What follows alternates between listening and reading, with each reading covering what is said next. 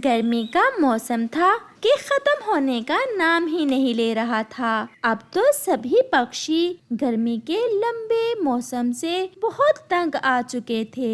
एक दिन चिड़िया कबूतर और तोते के पास जाती है। तोते और कबूतर भैया, अब के बार तो गर्मी जाने का नाम ही नहीं ले रही। न जाने ठंड का मौसम कहाँ चला गया है। चिड़िया बहन, अब तक तो ठंड के मौसम को आ जाना चाहिए था। ऐसा भी तो हो सकता है कि ठंड के मौसम को भूल गया हो और वो किसी और जंगल में चला गया हो। मैं भी यही सोच रही थी। वो सब ऐसे बैठे हुए थे कि वहाँ कौवा भी आ जाता है। गर्मी, बहुत गर्मी है दोस्तों। ये ठंड का मौसम न जाने कब आएगा। कालू भैया, हम सब भी यही बात कर रहे हैं और मैंने सोचा है कि हमें ठंड के मौसम के पास जाना चाहिए और पूछना चाहिए कि आखिर वो अब तक क्यों नहीं आया। अब तो गर्मी से बुरा हाल है। चलो चिड़िया बहन, मैं जाता हूँ आपके साथ और हम दोनों जाकर पूछते हैं ठंड के मौसम का। क्या कालू कौवे, तुम्हें रास्ते का पता है? मुझे अच्छे से तो नहीं पता, परंतु जब हम घर से निकलेंगे तो पहुँच ही जाएंगे। फिर ऐसे चिड़िया और कौवा ठंड के मौसम को बुलाने घर से निकलते हैं। वो उड़ते उड़ते अपने जंगल से बहुत दूर निकल जाते हैं। फिर वो थक जाते हैं और एक पेड़ पर बैठ जाते हैं। यहाँ से हम किसी पक्षी से पूछ लेते हैं। मुझे आगे के रास्ते का अच्छे से नहीं पता। वो सामने एक पक्षी बैठा हुआ है। चलो हम उस पक्षी से पूछ लेते हैं। फिर वो दोनों उस पक्षी के पास जाते हैं। पक्षी भैया, हमें मौसमों के पास जाना है। क्या आप बता सकते हैं कि मौसम यहाँ से किस दिशा में रहते हैं? आपने किस मौसम के पास जाना है? गर्मी के मौसम या सर्दी के मौसम से मिलना है आपको? ना ना, गर्मी के मौसम से मिलकर हमें क्या लेना? वो तो लंबे समय से हमारे जंगल में आया हुआ है। हमें ठंड के मौसम के पास जाना है। यहाँ पूर्व वाली दिशा में जंगल के उस पार आपको कुछ सफेद रंग के फूल मिलेंगे। ठंड का मौसम आपको उन फूलों के पास ही मिलेगा। वो दोनों फिर से उड़ते हैं और शाम होने से पहले पहले वो जंगल के उस पार पहुंच जाते हैं। वहाँ उन्हें कुछ सफेद रंग के फूल दिख जाते हैं। चिड़िया और कौवा तुरंत उन फूलों के पास जाते हैं। चिड़िया बहन, सफेद फूल तो हैं, परंतु ठंड का मौसम यहाँ दिख नहीं रहा। ये सुनकर पास में ही एक सफेद फूल कौवे और चिड़िया से कहता है, आपको ठंड के मौसम से मिलना है क्या? जी जी सफेद फूल भैया जी, हमें ठंड के मौसम से ही मिलना है। वो सामने बड़े पेड़ के पास है ठंड के मौसम का घर। हमने भी लंबे समय से ठंड के मौसम को आते जाते नहीं देखा। हम भी चिंतित हैं। शायद ठंड का मौसम बीमार न हो। आप उसके घर में जाकर देख लें। फिर कौवा और चिड़िया वहाँ जाते हैं। वो खिड़की से देखते हैं। ठंड का मौसम तो खर्राटे ले रहा था। वो तो गहरी नींद सो रहा था। ठंड के मौसम भैया तो सो रहे हैं। चलो चिड़िया, हम दरवाजे पर दस्तक देते हैं। फिर चिड़िया दरवाजे पर दस्तक देती है। ये कौन आ गया है? अभी अभी तो मैं सोया था। देखता हूँ। नमस्ते ठंड के मौसम जी, मैं कालू कौवा हूँ। और मैं रानो चिड़िया। हम पहाड़ों वाले जंगल से आए हैं। मैं सोया हुआ था। अच्छा ही हुआ आपने मुझे जगा दिया। मौसम भैया, हमने बहुत इंतजार किया आपका, परंतु इस बार तो आप आए ही नहीं। और फिर पूछते पूछते हम यहाँ तक आ गए। आप हमारे साथ चलें और हमारे जंगल का मौसम बदल दें। हम गर्मी से बहुत तंग आ चुके हैं। अब तो सभी पक्षी गर्मी से मर रहे हैं। आपने कोशिश की और यहाँ तक पहुँच गए। बहुत अच्छा किया आपने। मैं तो ऐसी गहरी नींद सोया हुआ था कि शायद कुछ महीने और मैं नींद में ही रहता। अब आप रात मेरे पास ही गुजारे और फिर सुबह होते ही हम सब आपके जंगल में चले जाएंगे।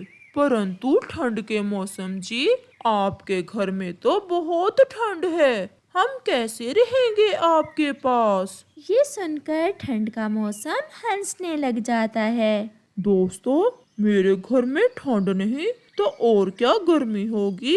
मैं ठंड का मौसम हूँ। परंतु आप घबराए ना, मेरे पास आने वाले मेहमानों के लिए सब कुछ है। फिर ठंड का मौसम चिड़िया और कौवे को गरम कंबल देता है और खाने में गरम गरम मूंगफली। चिड़िया और कौवा बहुत खुश थे क्योंकि उन्होंने ठंड के मौसम को ढूंढ लिया था। नदी के पास अमरूदों के 2 पेड़ थे।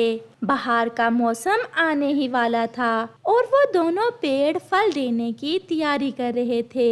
उनमें से एक पेड़ विशाल था और शक्तिशाली था, जबकि दूसरा पेड़ थोड़ा कमजोर था। अब होगा मेरा और तुम्हारा मुकाबला।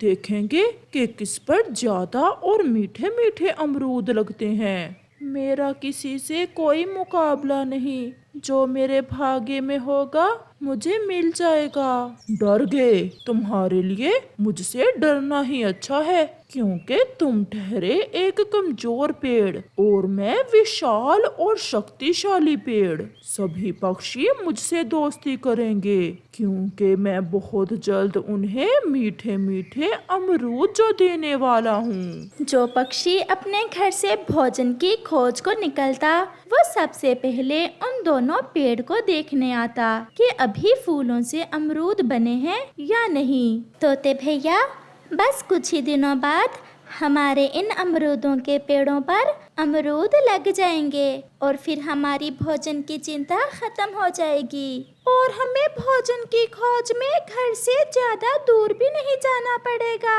मेरे अमरूद बहुत मीठे होंगे क्योंकि मैंने पूरी तैयारी कर रखी है और आप सब पक्षी खुश हो जाओगे मेरे अमरूद देखकर। विशाल पेड़ भैया, हम सब पक्षी आप दोनों पेड़ों को देखने इसीलिए तो आते हैं। हर रोज हम सब बड़ी बेसब्री से आपके अमरूद बनने का इंतजार कर रहे हैं। परंतु चिड़िया, वो जो मेरे साथ वाला पेड़ है वो तो इस बार तुम्हें अमरूद नहीं दे सकेगा क्योंकि वो बहुत कमजोर है और उस पर फूल भी बहुत कम लगे हैं। इतना घमंड अच्छा नहीं होता दोस्त। समय बदलते देर नहीं लगती। मैं कमजोर हूँ तो क्या हुआ, हूँ तो मैं भी तुम्हारे जैसा ही अमरूद का पेड़। खबरदार, चुप कर जाओ। अगर फिर कभी खुद को मेरे जैसा पेड़ कहा तो उखाड़ कर रख दूंगा तुम्हें जड़ से। अरे अरे, आप तो ऐसे ही लड़ रहे हैं। जब फल लगेंगे तो देखा जाएगा। समय गुजरता गया और फिर एक दिन दोनों पेड़ों के फूलों से छोटे छोटे कच्चे अमरूद बन गए। वाह वाह विशाल पेड़ जी, आप पर तो बहुत ज्यादा कच्चे अमरूद लगे हुए हैं। जब ये सब पक जाएंगे तो क्या शान होगी आपकी और हर कोई आपसे दोस्ती करना पसंद करेगा।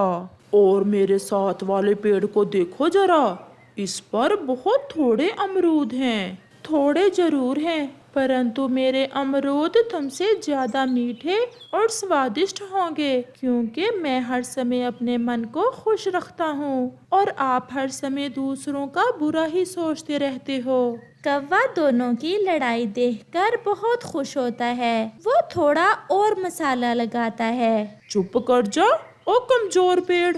अगर हमारे बड़े पेड़ जी को गुस्सा आ गया तो छोड़ेगा नहीं तुम्हें। ऐसे वो कमजोर पेड़ डर के मारे चुप कर जाता है। चिड़िया और तोता भी वहाँ आ जाते हैं। अरे पेड़ जी, आप क्यों रो रहे हो?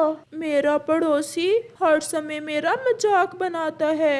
मैं कमजोर हूँ तो इसमें मेरा क्या दोष है? आज फिर कौवा और विशाल पेड़ मिलकर मेरा मजाक बना रहे थे। आप चुप कर जाएं, कमजोर पेड़ जी। हम अभी जाकर विशाल पेड़ से पूछते हैं। विशाल पेड़ जी, आप अपने पड़ोसी से प्यार से क्यों नहीं रहते? इससे पहले कि पेड़ कुछ कहता, कौवा तुरंत बोलता है। चल भाग यहाँ से। कमजोर को कमजोर नहीं कहेंगे तो और क्या कहेंगे? तुम भी तो उस पेड़ जैसी ही हो, छोटी और कमजोर चिड़िया। मैं शक्तिशाली हूँ, इससे बड़ा हूँ। फिर मैं क्यों ना घमंड करूँ अपनी ताकत का, अपने फलों का। जो जलता है मुझसे जले। और हाँ चिड़िया और तोते, अगर तुमने भी मेरे साथ मिलकर उस कमजोर पेड़ का मजाक ना बनाया तो इस बार मैं अपना एक अमरूद भी तुम्हें नहीं दूंगा। जैसा बुरा ये कौवा, वैसे ही तुम। ऐसा कहते हुए तोता और चिड़िया वहाँ से चले जाते हैं। समय गुजरता गया और फिर एक दिन आसमान पर काले बादल छा जाते हैं और मौसम बहुत खराब हो जाता है। मेरे पड़ोसी, मेरे दोस्त, आसमान पर गहरे बादल हैं और मुझे लग रहा है आज रात तेज हवा भी चलेगी। इसलिए हमें आज रात जाग कर गुजारना होगी और खुद को हवा के जोर से बचाना होगा। वाह वाह कमजोर पेड़, बड़े भाषण दे रहे हो। भाषण नहीं, मैं सच कह रहा हूँ। मेरे मम्मा पापा बताया करते थे कि जब फल लगने के करीब हो तो तेज हवा का मुकाबला करने के लिए रात को जागते रहना और अपनी जड़ों को मजबूती से पकड़े रखना, क्योंकि हमारे फल तेज हवा से गिर भी सकते हैं। क्योंकि तुम्हारे मम्मा पापा भी तुम्हारी तरह ही कमजोर होंगे। ऐसा कहते हुए वो विशाल पेड़ हंसने लग जाता है। रात हो जाती है और वो विशाल पेड़ गहरी नींद सो जाता है। वो तो ऐसे खर्राटे ले रहा था जैसे घोड़े बेचकर सोया हो।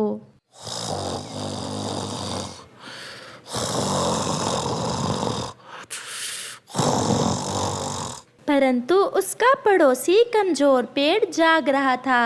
फिर तेज हवा शुरू हो जाती है। हवा बहुत तेज थी और उस विशाल पेड़ की डालियां एक दूसरे से टकरा रही थीं और वो आराम से सोया हुआ था, जबकि कमजोर पेड़ अपनी डालियों को मजबूती से थामे हुए था और वो खुद पर काबू किए हुए था। रात ऐसे ही गुजर जाती है और सुबह हो जाती है। उठो उठो पड़ोसी, देखो तुम्हें तुम्हारे घुमंड की सजा मिल चुकी है। आपके सारे ही अमरूद पकने से पहले ही गिर गए हैं। वो विशाल पेड़ भी उठ जाता है और अपने नीचे ढेर सारे कच्चे अमरूद देख वो बहुत दुखी हो जाता है। पड़ोसी, जल्दी से मुझे देखकर बताओ कि मेरे ऊपर कितने अमरूद बचे हैं। केवल एक अमरूद बचा है और वो भी छोटा है। फिर कुछ दिनों बाद सूरज की रोशनी और ठंडी हवा से उस कमजोर पेड़ के सारे अमरूद पक जाते हैं, जिन्हें खाने सभी पक्षी आ जाते हैं। देखा विशाल पेड़, आपने घुमंड किया और आपको आपके घुमंड की सजा मिली। परंतु वो घमंडी पेड़ तो ऐसे चुप था जैसे उसे सांप सूंघ गया हो। क्या मैं भी आपके थोड़े से अमरूद खा लूं? कौवा ऐसे कहता है तो वो कमजोर पेड़ मुस्कुराने लग जाता है। तो देखा दोस्तों कि हमें कभी भी घुमंड नहीं करना चाहिए, क्योंकि हमेशा गरूर का सर नीचा होता है।